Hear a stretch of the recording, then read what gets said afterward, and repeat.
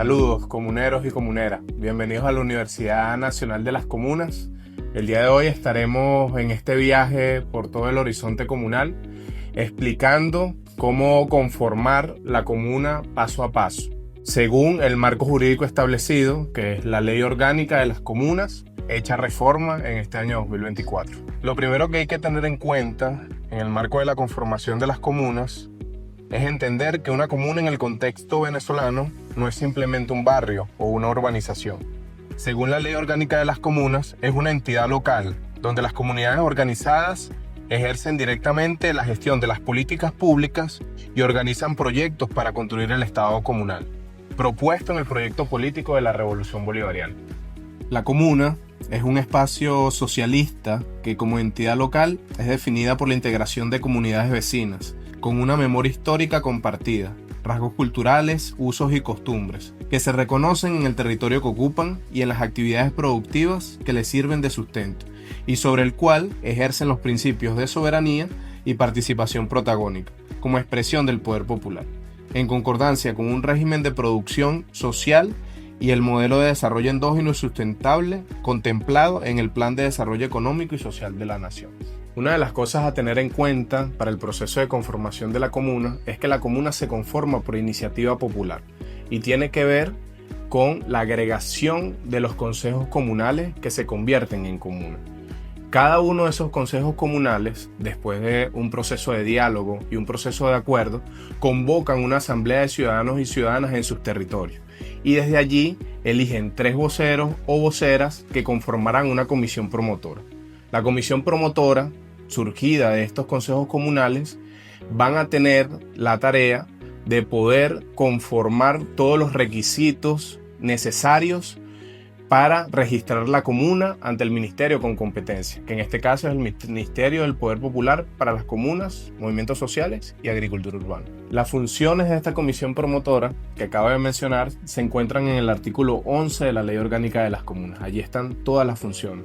Una de las funciones centrales de esta comisión promotora es la redacción de la Carta Fundacional, que tiene varios elementos internos, que tiene que ver con definir la ubicación. Esto es importante porque cuando hablamos de ubicación se refiere al territorio de los consejos comunales. Esto puede estar entre varias parroquias, esto puede estar entre varios municipios, entre varios estados y no va a haber ningún tipo de problema.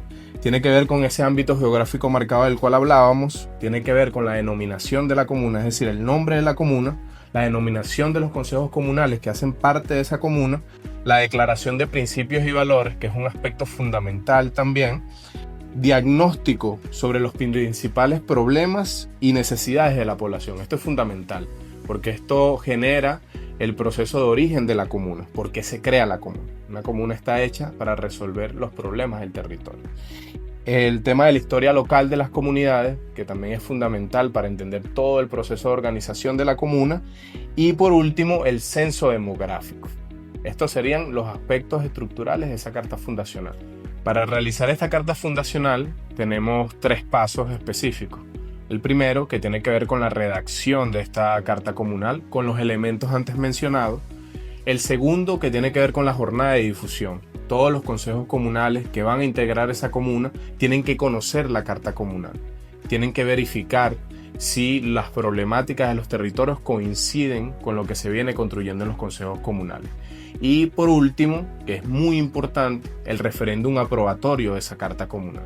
Una vez realizado este referéndum aprobatorio y aprobado en su mayoría por los habitantes de los consejos comunales, podríamos decir que ya tenemos uno de los primeros pasos a la conformación de la comuna. Luego seguimos con el registro de la comuna, que es, digamos, el registro institucional. Ya después del referéndum aprobatorio, estos circuitos comunales o estos consejos comunales organizados se convierten en comunas. Pero luego hay que hacer un registro ante el ministerio con competencia para que se le pueda brindar a esta comuna la personalidad jurídica. Entonces, allí en relación al registro de la comuna hay 3 elementos que son importantes. Tener la carta fundacional como primer elemento, la carta fundacional aprobada en referéndum aprobatorio, el acta de resultados de esa consulta, de ese referéndum ante los consejos comunales, y antes de la instalación de cada una de las instancias, el gobierno de la comuna debe estar firmado por cada uno de los voceros y voceras presentes en el acto. Uno de los aspectos fundamentales para entender la reforma de la Ley Orgánica de las Comunas y su diferencia a la ley anterior de la Ley Orgánica de las Comunas tiene que ver con la estructura de la comuna. En este proceso de reforma cambia. Anteriormente, el Parlamento de la comuna elegía a los integrantes del Consejo Ejecutivo. Ahora, ¿qué pasa? Como el Consejo Comunal, en base a un proceso de agregación conforma la comuna, estas instancias dentro del Consejo Comunal también surgen de un proceso de agregación. Entonces, ¿qué va a pasar? Tenemos 4 instancias dentro de la comuna que funcionan bajo ese proceso de agregación, que es el Consejo Ejecutivo de la comuna, el Consejo de Contraloría de la comuna, el Consejo de Justicia de Paz Comunal de la comuna y la Comisión Electoral. ¿Qué quiere decir este proceso de agregación? Este proceso de agregación lo que nos permite a nosotros es estar de forma más integrada los consejos comunales que van hacia la comuna, porque algo que pasaba muchísimo en estos espacios era que la comuna se veía desvinculada del consejo comunal. Entonces a veces teníamos voceros que estaban dentro del parlamento de la comuna que de pronto no tenían una línea de comunicación con el consejo comunal. Eso en la reforma de ley orgánica de las comunas cambia totalmente. Entonces, ese proceso de agregación lo que quiere decir es que, por ejemplo, tenemos comités dentro del consejo comunal que van a subir a las comisiones, a las distintas comisiones de ese consejo ejecutivo de la comuna y se van a agregar. Entonces tenemos, por ejemplo, los comités que tienen que ver con mujer e igualdad de género, el comité de familia, se van a agregar dentro de una comisión que se llama la Comisión de la Suprema Felicidad dentro del Consejo Ejecutivo. Así también tenemos el Consejo de Contraloría, que va a funcionar en base a la agregación, que las unidades de Contraloría de cada uno de los consejos comunales que conforman la comuna van a subir hacia la comuna y van a conformarse en este Consejo de Contraloría, al igual que el Consejo de Justicia de Paz Comunal y al igual que la Comisión Electoral. Las únicas 2 instancias que no tienen como de forma directa ese proceso de agregación son el Parlamento de la Comuna y el Banco de la Comuna, que tienen un método de elección diferente. Con respecto al Parlamento de la Comuna, tenemos en el artículo 26 de la Ley Orgánica de las Comunas que cada uno de los consejos comunales elige de manera directa, secreta y universal a un parlamentario o parlamentaria que va a conformar el Parlamento de la Comuna. Con respecto al Banco de la Comuna, hay también un proceso de elección diferente que está dentro de esa Ley Orgánica de las Comunas. Entonces, para entender de forma sencilla, hay 4 instancias que funcionan en base a la agregación y hay 2 instancias que se eligen de forma específica. Y a partir de estos consejos y de esta comisión electoral se organiza lo que es una mesa delegada. Y es importante también tener en cuenta para qué es esa mesa delegada, porque surgen, digamos, algunas confusiones y contradicciones en el territorio. Esta mesa delegada se conforma dentro de esos consejos para poder materializar y operativizar las tareas de los consejos. ¿Qué quiere decir esto? Que esas mesas delegadas se eligen dentro de cada uno de los consejos y están conformadas por un vocero, en algunos casos por 3 voceros, dependiendo también la cantidad de consejos comunales que estén dentro de esa comuna. Eso es importante tenerlo en cuenta. ¿Y cuáles son las funciones de esta mesa delegada? Esta mesa delegada lo que hace es operativizar el trabajo dentro de los consejos. Llevar la minuta, convocar a las reuniones. Esta mesa delegada no tiene un poder por encima del consejo o por encima de los habitantes de la comunidad. Es importante siempre recordar que la máxima instancia de deliberación es la Asamblea de Ciudadanos y Ciudadanas.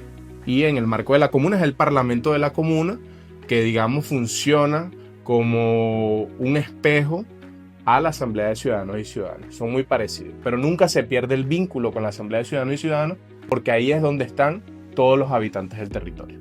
Para despedir este espacio, considero que es importante, al momento de hablar de las leyes del poder popular, primero tener en cuenta que estas leyes son una hoja de ruta a todo el proceso de conformación de la comuna, de los consejos comunales. Tenemos leyes que sirven de hoja de ruta que nos permite navegar en ese proceso de organización popular. No hay que tenerle miedo a las leyes y menos a las leyes del poder popular. Ahí yo haría dos consideraciones importantes. La primera, que estas leyes, más allá de ser leyes ordinarias, tienen que ver con que son leyes de un estado en transición hacia el socialismo, y eso hay que ponerlo ahí fundamentalmente. Y la segunda consideración es que esta ley la tenemos que leer en clave también de política y de organización popular. Si nosotros nos quedamos leyéndola como si fuéramos abogados y abogadas, de verdad que nos perdemos de lo mucho que tienen que aportar estas leyes del poder popular. Es más, en este proceso de redacción de las reformas y de cuando se originaron estas leyes del poder popular, hay un lenguaje bastante sencillo y son leyes hechas por el pueblo y para el pueblo. Entonces, si yo tuviese que hacer una conclusión de este espacio, los invitaría a que podamos leer nuestro sistema de leyes del poder popular, donde está la Ley Orgánica de Consejos Comunales, la Ley Orgánica de Comunas, la Ley Orgánica de Justicia de Paz Comunal, la Ley Orgánica de Contraloría Social, la Ley Orgánica del Sistema Económico Comunal y la Ley Marco, que nos dicen siempre los comuneros y comuneras, la Ley Orgánica del Poder Popular, donde está todo este proceso de conformación. Entonces allí hacerles la convocatoria que podamos leer y conocer más estas leyes. Si nosotros queremos saber cómo se conforma una comuna, si nosotros queremos saber cómo se conforma una empresa de propiedad social directa comunal, podemos ir fácilmente a las leyes del Poder Popular y ahí veremos de forma muy clara y sencilla todo los pasos que tenemos que seguir. Además, es importante también tener en cuenta que estas leyes no son leyes que regulan. Eso es importante. Una ley siempre regula y a partir de ese proceso de regulación también sanciona. La ley del poder popular se diferencia en eso a las leyes ordinarias. Las leyes ordinarias sancionan, porque si sales de la normativa de la ley, estás incumpliendo y tienes que ser sancionado. En cambio, las leyes del poder popular no regulan porque los procesos populares y de organización popular no se pueden regular. Son procesos que surgen a partir de la creación heroica popular. Estas leyes orgánicas del poder popular lo que hacen es fundar procesos organizativos. Y nosotros estamos en ese marco de conformar la comuna, entonces estas leyes fundan procesos organizativos. Eso es importante tenerlo en cuenta al momento de revisar las leyes del poder popular.